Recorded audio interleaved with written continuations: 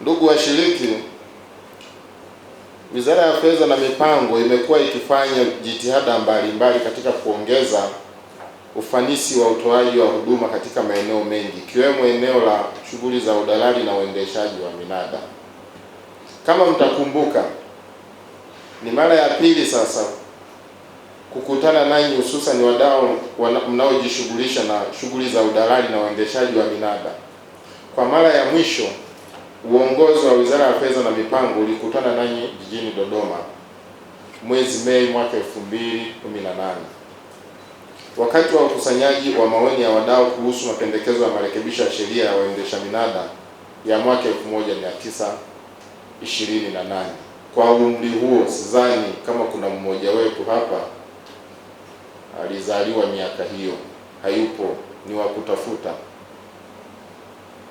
Mwaka 1929 na mwaka 1961, kipindi tunapata uhuru, sheria tunayoitumia ya mwaka 1928, niseme 2928, ni ya zamani mno, imepitwa na wakati, haifai tena kwa mazingira ya sasa. Serikali kupitia Wizara ya Fedha na Mipango imeamua kwa maksudi kuhuisha. Uwezo ukalinganisha udalali na kupigisha minada iliyokuwa ikifanyika mwaka 1928 na mwaka 2020, vitu viwili tofauti. Kwanza, kuna teknolojia imekua kwa kasi, watu wameongezeka na shughuli nyingi za kiuchumi zimeibuka nyingi sana kulinganisha na zilizokuwepo mwaka 1928. Kwa hiyo kuna ulazima, na tulikuwa tumechelewa sana. Kwa hiyo kulikuwa na ulazima wa kuhuisha hii sheria ili iendane na wakati wa sasa hivi. Kwa hiyo kilichofanyika ni zoezi sahihi, na ndio maana wadau hawa tulikowakaribisha ili tuihuishe sheria hii waliitikia mwito huo na wakashiriki kikamilifu na wakatoa maoni yao, kwa sababu wao ndio wanaoenda kutekeleza sheria hiyo, wao ndio wanaoishi hiyo sheria tukaihuisha. Kwa hiyo kwa namna moja ama nyingine inawahusu sana. Napenda kuhakikishia kuwa maoni mlioyatoa yamezingatiwa kwenye mapendekezo ya marekebisho ya sheria hiyo inayofanywa marekebisho. Ndugu washiriki, sote tunafahamu kuwa kwa miaka iliyopita kila muombaji wa leseni alilazima kufuata huduma hii makao makuu ya Wizara ya Fedha na Mipango, hali iliyopelekea kuongezeka kwa gharama pamoja na kusababisha usumbufu kwa namna moja ama nyingine. Aidha, kutokana na changamoto hizo, pamekuwepo na baadhi ya watu ambao wamekuwa wakijishughulisha na udalali na uendeshaji wa minada pasipokuwa na leseni halali, na hivyo kuikosesha serikali mapato. Na kwenye eneo hili naomba niwajulishe, anayesimamia na wanaita kuregulate, sijui ndio kufanyeje kwa Kiswahili kizuri, anayesimamia sekta hii ya udalali na uendeshaji wa minada kwa sheria na kanuni zake kwa niaba ya serikali ni Wizara ya Fedha na Mipango. Pakitokea kuna madalali feki na minada feki na watu wanaoendesha minada na kufanya shughuli za udalali pasipokuwa na leseni, mtuhumiwa namba moja wa kutoisimamia sekta vizuri ni Wizara ya Fedha na Mipango. Sasa mimi kama Katibu Mkuu Wizara ya Fedha na Mipango, kwa dhamana niliyopewa, sipo tayari kwa namna yoyote ile kuhukumiwa kisa nimeshindwa kuisimamia sekta hii. Naomba niwajulishe wadau wote wakiwemo madalali na waendesha wa minada, na bahati nzuri wakubwa wao tuko nao hapa mbele, kuwa ujumbe wa leo ni ujumbe maalum kupitia mimi kwa niaba ya Mheshimiwa Waziri wa Wizara ya Fedha na Mipango na serikali kwa ujumla yake, kuwa sijui ni kuanzia kesho au tuseme kuanzia baada ya kikao hiki tutakuwa wakali kuliko kawaida. Yeyote tutakayemkutiliza, serikali iko sehemu zote, tutatumia nafasi yetu kuwajua hao wote, kwa sababu ukiwa dalali mtaani, mimi mwenyewe nimeishi huko mtaani, ninakujua na pengine niko huko mtaani. Madalali wanafahamika na kwa majina na wanajulikana. Ukiwa dalali mtaani, wewe ni mtu maarufu mno, mnafuatwa na unajulikana. Tukikukutiliza huna leseni, utambuliki na sisi, kinachofuatia sio kuhurumiana, ni kushughulika na wewe hapo hapo. Tutakuwa wakali sana. Tumeishi sheria mwaka 1928 kwa miaka yote hiyo na kuikosesha serikali mapato yake mengi sana, ikiwemo kuwalea madalali feki na waendesha minada feki. Naomba nisiwahukumu wale ambao wamekuwa wakifuata sheria. Hapana. Kina Yono, kina nani, hawa wamekuwa ni watu ambao wanajitokeza wazi, wanafuata sheria. Maana yapo matukio mengine ambayo yanahusu serikali yenyewe moja kwa moja. Kuna minada iliendeshwa na madalali feki kwa kutumia kampuni za watu ambao kwanza hawajui. Tulipowaita wenye kampuni na kuwahoji, wakakana kuwa hawakuwahi kuendesha mnada huo, na ilikuwa ni siku ya Jumapili, siku ambayo sio ya kazi. Mnada ukaendeshwa kienyeji, mtu akapata alichokipata na akalipa malipo hayo serikalini. Tulipokuja kufuatilia na kuwachunguza, walikuwa ni madalali feki kwa serikali yenyewe kaingizwa mkenge. Watu kama hao kuanzia sasa hivi tutakuwa tunakutana nao kule Kisutu, na watu kama hao tunaenda kuwasafisha, kwa sababu kama nilivyosema, serikali na njia zake nyingi sana kuwapata wahalifu wote. Hawa ni criminal, ni wahalifu, kwa hiyo hatutawaacha.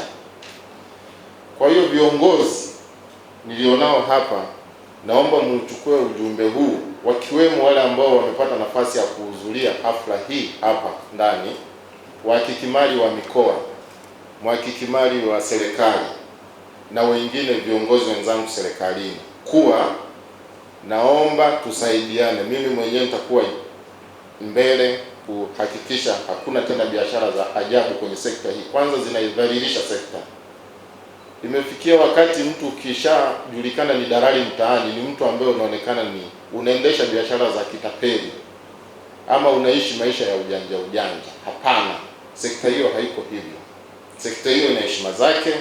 Ile ni kazi rasmi na ni kazi ambayo ni ya kiuchumi pia, na kodi za serikali kule zinakusanywa. Kwa hiyo tuko makini sana kwenye eneo hilo kuanzia sasa, na tutaongeza jicho kali zaidi.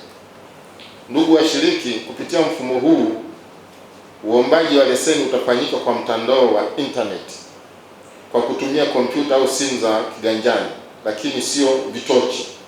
Vitochi vile tunavifahamu vya bei ndogo vile hutaweza, kwa sababu vile havina uwezo wa kutumia internet au mtandao kujisajili na huu mfumo.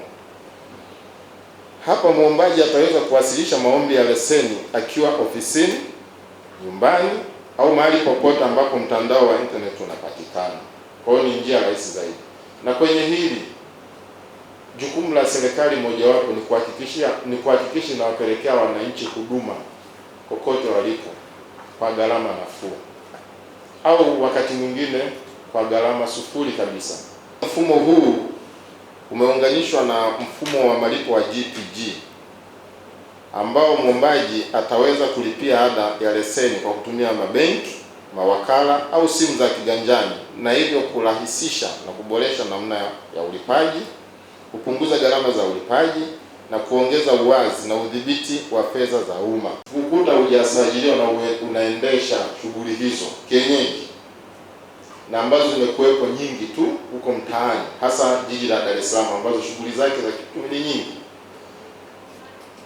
Hatutakuwa na huruma tena, tutachukua hatua kali sana, kwa sababu jambo hili sasa ni rasmi zaidi. Lilikuwa rasmi lakini kwa limekosa usimamizi vizuri. Tutakuwa kali sana kwa watu ambao wasababishia hata madalali ambao wana leseni kutofanya shughuli zao kwa utulivu, kwa sababu kitendo cha kuwa na dalali fake na mwendesha minada fake unawaharibia wenzako ambao wana leseni safi, wamesajiliwa na wanafanya shughuli zao kwa mujibu wa sheria na taratibu za nchi zilizopo. Unawaharibia na wamekuwa wakiwaharibia hivyo. Kwa hiyo tunaomba wasisitize kuwa hatutakuwa na huruma na kwa kuanzia tutafanya demo. Watu hawa unawaonyesha kwenye vyombo vya habari, kwa sababu ni criminal, utakiwa hata kumficha, anapelekwa mbele ya vyombo vya kisheria.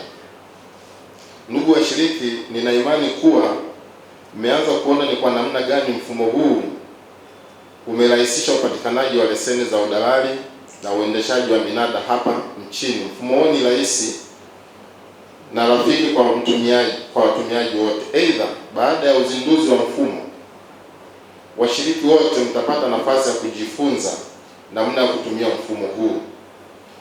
Na mwisho kabisa, napenda kutumia fursa hii kutangazia umma kuwa leo tarehe 24 Februari 2020 maombi yote ya leseni za udalali na uendeshaji wa minada Tanzania bara yawasilishwe kupitia mfumo huu ambao unapatikana katika tovuti ya Wizara ya Fedha na Mipango.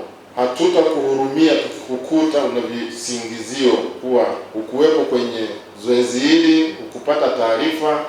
Anayetangaza ndo mimi, ndo mwenye sheria kwa niaba ya serikali, na ndiye ninayesimamia hii sekta. Utajifunza huko mbele ya safari kipindi unashughulikiwa. Aidha, Wizara ya Fedha na Mipango itaendelea kufuatilia na kuchukua hatua kali kwa wote watakaojihusisha na shughuli za udalali na uendeshaji wa minada bila kuwa na leseni halali.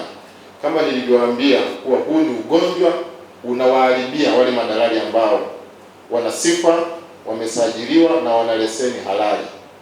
Umewaharibia sana na umewapotezea, na hata mapato ya serikali mengi yamepotea. Unafanya shughuli za udalali huko hatuzioni, za gizani huko. Hela ya serikali inapotea kwa maana ya kodi ya serikali. Nimetangulia kusema hata madalali mtaani, ukikuta mtu ana familia yake ni dalali, wamekosa sifa, yanaonekana ni watu matapeli, kwa sababu madalali wengine shughuli zao ni za kutapeli, na ndizo nyingi zinatokea huko mjini. Inauzwa nyumba kitapeli, kinauzwa kiwanja kitapeli, na vitu vingine vingi kitapeli, na unakuta kabisa kuna mtu anaishi maisha hayo kwa sababu ameyazoea. Ikafikia sehemu ukijulikana wewe ni dalali, hata familia yako inakuwa haina heshima, yaani unakuko kwenye grupu la matapeli. Hapana, hii ni kazi rasmi kama zilivyo kazi zingine. Ni watu wenye heshima zao, wanatakiwa kuheshimiwa kama walivyo wafanyabiashara wengine, isipokuwa sekta ilivurugwa na watu wachache hao ninaowasema madalali feki na waendesha minada feki. Hawa tunashughulika nao, tulikuwa tunashughulika nao, lakini ndio hivyo, kulikuwa na changamoto za kutowafikia vizuri. Lakini kwa kuwa sasa hivi tuna mfumo mmoja na tutakuwa tunawajua madalali waliosajiliwa wote, na wakati wote ukiwa unapigisha mnada ama unafanya shughuli zako za udalali sehemu yoyote, tunaweza kutumia hii njia ya kielektroniki kujua wewe ni nani, umesajiliwa wapi, na credentials zako, yani taarifa zako ni zipi. Maana watu wengi mjini humu wamelizwa, humjui kama wewe ni mwendesha minada ama ni dalali aliyesajiliwa ama ana leseni. Hujui, wewe ni mwananchi wa kawaida huko kule tu Manzese kule, hujui, lakini yupo anafanya hizo shughuli. Na kama nilivyosema, madalali hawajifichi, wanajulikana. Ukienda mtaani tu ukasema dalali ni nani, wanajulikana. Na wengine mpaka wameweka mbao za matangazo za kienyeji, dalali wameandika mle. Nadhani watu hao watakimbia kuzifuta kwa sababu tutakujua. Ila usifute. Kama umesajiliwa unafuta ya nini? Biashara hadharani, tutakutafuta. Una leseni hii hapa, basi endelea na shughuli zako. Hakikisha kodi ya serikali inakusanywa, hakikisha biashara zako zinakuwa wazi na safi. Usiache kusubscribe katika akaunti yetu ya YouTube channel na kisha bonyeza alama ya kengele ili uwe wa kwanza kupata kila aina ya matukio mbalimbali, iwe ya ndani au ya nje, kutokea hapa Jamvi Online TV.